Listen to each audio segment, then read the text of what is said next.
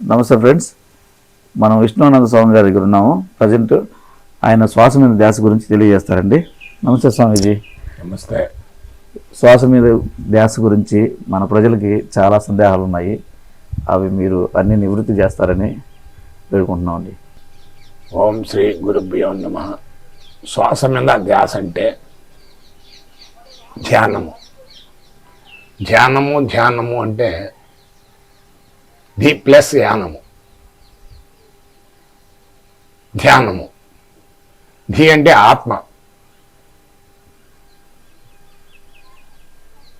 యానం అంటే ప్రయాణము. ఆత్మతో ప్రయాణము, మనతో మనం ప్రయాణం. అది మనతో మనం ప్రయాణం చేయాలంటే శ్వాస మీద ధ్యాస పెట్టాలి.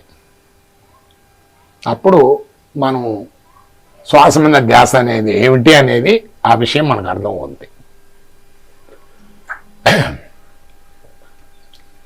ఇప్పుడు శరీరానికి 3 సార్లు ఆహారం అవసరం, అవునా? అవసరం. మరి లోపల ఆత్మ ఉంది. ఆత్మకు మనం ఏం పెడుతున్నాం? ఏం పెట్టట్లేదు. అందువల్ల మనిషికి టెన్షను,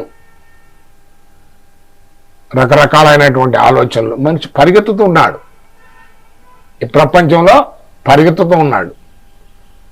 వాడికి శాంతి అనేది లేదు. శాంతి అనేది కావాలి అంటే, పీస్ఫుల్గా ఉండాలంటే కంపల్సరిగా ధ్యానం చేయాలి. ధ్యానం చేయాలంటే శ్వాస మీద ధ్యాస పెట్టాలి. ఇప్పుడు మనం ఫోన్ మాట్లాడాలి.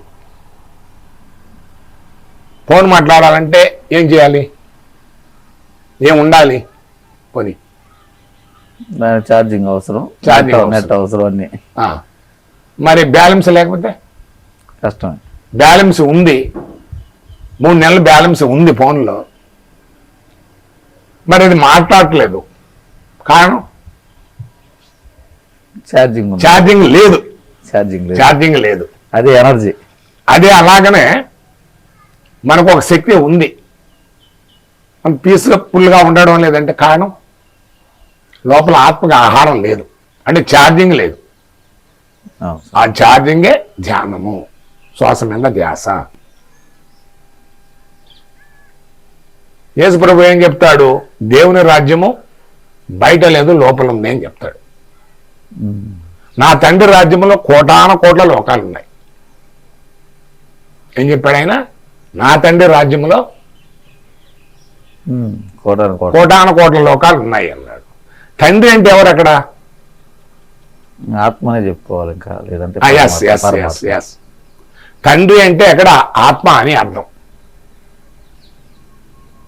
తండ్రి అంటే మనం పుట్టించిన వాడు కాదని అర్థం. తండ్రి అంటే ఇక్కడ ఆత్మ అని, అదే చెప్పేది. ధి ప్లస్ యానము. ధ్యానము అంటే ఆత్మతో ప్రయాణము.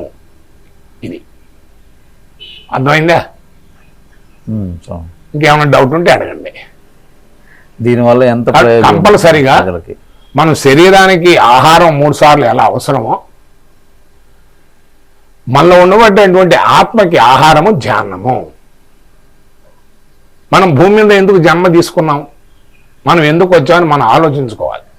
ముందు ప్రశ్న వేసుకోవాలి. ప్రశ్న వేసుకున్నప్పుడే సమాధానం వస్తుంది.